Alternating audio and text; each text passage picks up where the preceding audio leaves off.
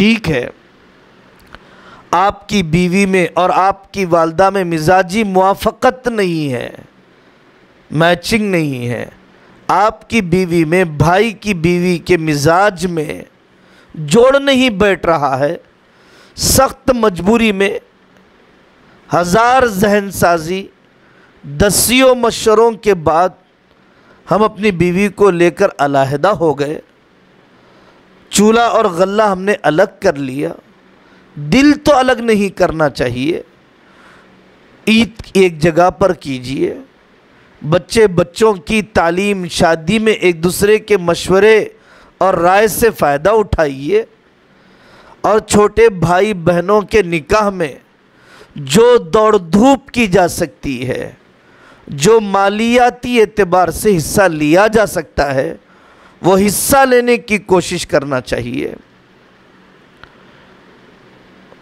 یہ طریقہ ہے جوائنٹ فیملیوں کا اور اس کے نفع اور نقصانات کا، اور یہ انفرادی خاندان اور انڈیویجول خاندان کے یہ منفی اور مثبت پہلو ہے۔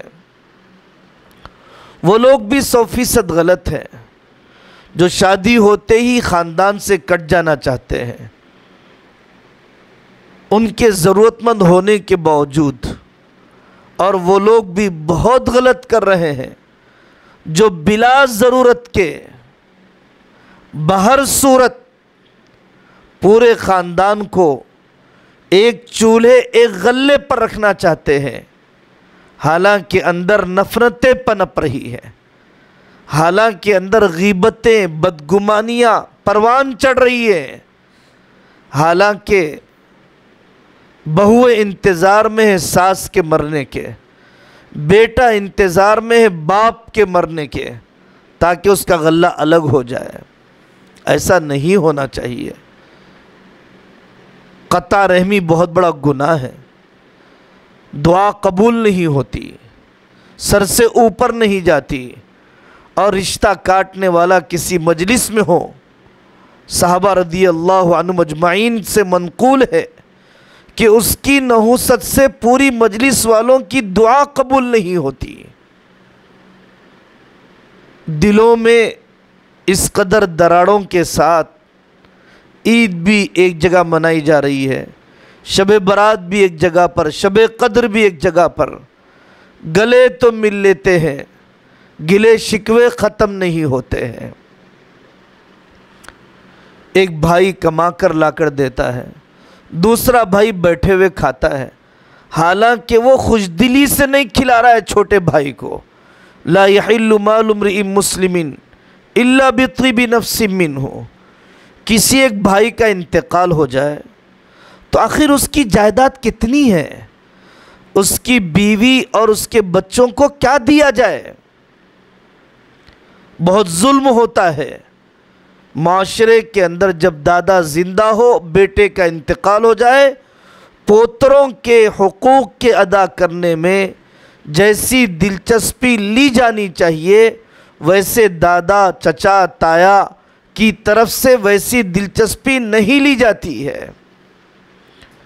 ملکیتوں کا امتیاز نہیں رہتا، یہ برتن کس بہو کا ہے، یہ مشین کس بہو کی ہے، ملکیتوں کا امتیاز میرا کتنا ہے، میرے بھائی کا کتنا ہے، رہیں گے ایک جگہ پر لیکن ملکیت کا امتیاز ضروری ہے۔